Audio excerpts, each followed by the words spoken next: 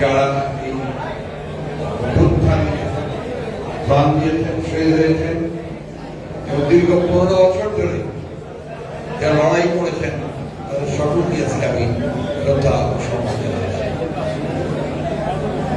আমাদের সাংবাদিক ভাইদেরকে ধন্যবাদ জানাতে চাই যে অনেক প্রতিকূলতার মধ্যেও তারা কিন্তু তাদের সত্য কথা সে কথাগুলো বলার চেষ্টা করেছেন। অনেকেই জন্য নিগৃহীত হয়েছেন, কেউ হতাহত হয়েছে, কেউ শহীদ হয়েছেন, তাকে মেরেও ফেলা হয়েছে। একটা ভয়াবহ একটা দানবীয় একটা পরিবেশ থেকে আমরা বেরিয়ে এসেছি। আজকে সেইখানে আমাদেরকে একটু ধৈর্য ধারণ করতে হবে। আমরা পত্রিকার পাতা খুললেই আমরা একটু বিচলিত হয়ে পড়ি যে আবার সেই দেখা যাচ্ছে যে হত্যা, যখন ধর্ষণ আমরা একটা জায়গায় চলে যাচ্ছে, এই জায়গাগুলো আমাদের সকলকে অত্যন্ত পীড়িত করছে।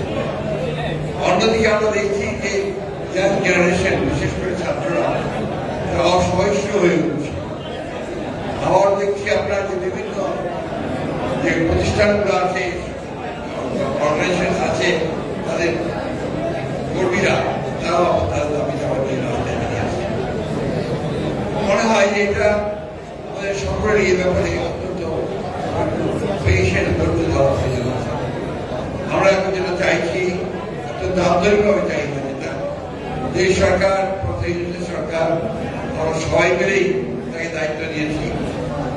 তিনি অতি অল্প সময়ের মধ্যে, যেটা বারবার করে বলছি, অত্যন্ত অল্প সময়ের মধ্যে অত্যন্ত প্রয়োজনীয় যে সমস্ত সংস্কারগুলো প্রয়োজন সেই সংস্কারগুলো করে দ্রুত জাতীয় সংসদ নির্বাচনে নিয়ে যাবে। কারণ আমরা যেটা লক্ষ্য করেছি অতীত অভিজ্ঞতা থেকে, যত দেরি হবে তত বেশি আবার এই বাংলাদেশের পক্ষের শক্তি, সেই শক্তি বিভাজিত করার জন্য এই বিরুদ্ধ শক্তি অর্থাৎ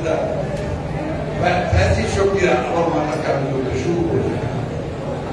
এবং তারা শুধু নয়, একই সঙ্গে আপনার যারা জঙ্গি বা মনোভাব নিয়ে থাকেন, যারা উগ্র মনোভাব নিয়ে থাকেন, তারাও কিন্তু একই সঙ্গে এই সুযোগ নেওয়ার চেষ্টা